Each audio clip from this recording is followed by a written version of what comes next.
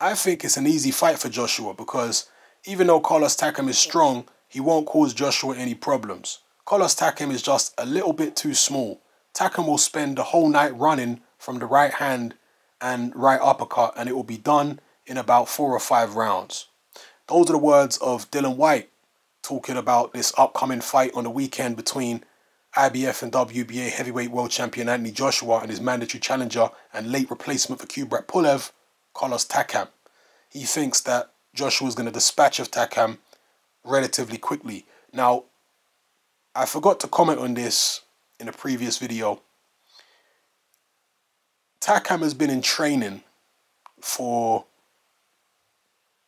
potentially stepping in for Kubrat Pulev should he pull out. So we know that. We know that he was already a standby opponent and he was told to, stay in shape. If you don't fight Joshua, you're going to fight in Monaco. But one thing that some of my subscribers and other people have pointed out is that there's one thing to be in training thinking you might get a fight against Joshua, and there's another thing to be in training when you know you are getting a fight against Joshua. The intensity level that you train at is surely going to be different when you know you're going to get the fight. And that is something we do have to take into account. One thing I will say is, I've never really seen Carlos, from the fights I've seen, I haven't seen all Carlos Takam's fights. I've seen quite a few of them, but I haven't seen all of them. I've never seen Carlos Takam out of shape. I mean, this guy is chiseled. He's a huge, muscular guy. He's chiseled. He looks like the kind of guy who stays in the gym even when he don't have a fight scheduled.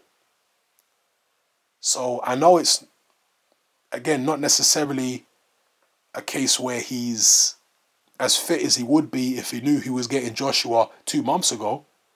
But I don't necessarily think he's going to be in bad shape. Maybe he will. I guess we'll find out at the weigh-in what he weighs in at. But regardless of whether he's in the best shape or not, I don't see him beating Anthony Joshua. People say he's a dangerous puncher. He's got a decent KO percentage. But from what I've seen of Carlos Takam, he's a guy who wears opponents down rather than knocks them out with big, spectacular shots. I don't think Carlos Takam hits that hard, to be honest with you. He looks like an absolute tank, and you would imagine a guy with that kind of physique would hit like a freight train.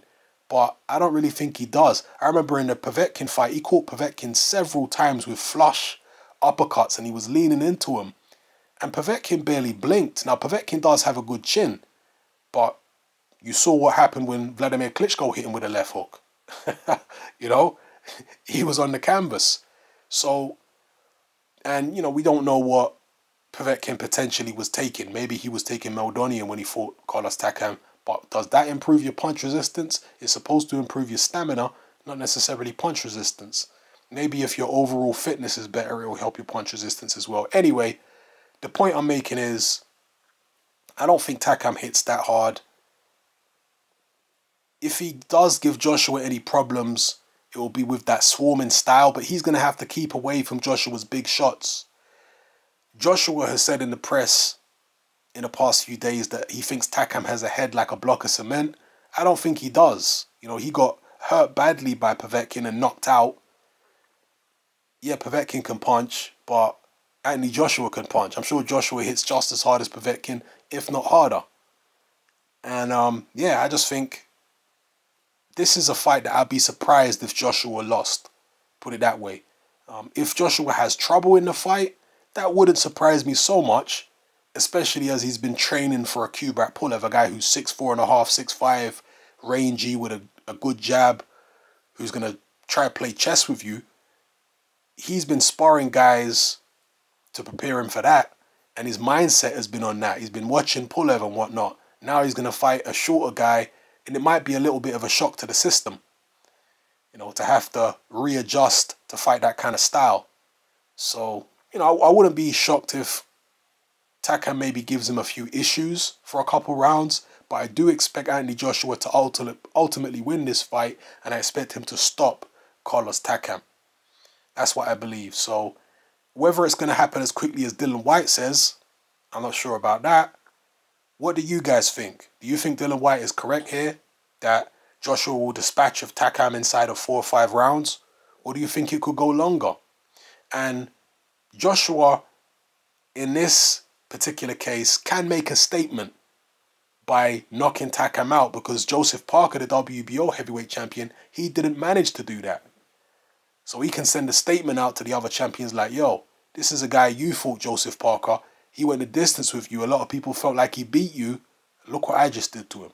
I blew him out the water.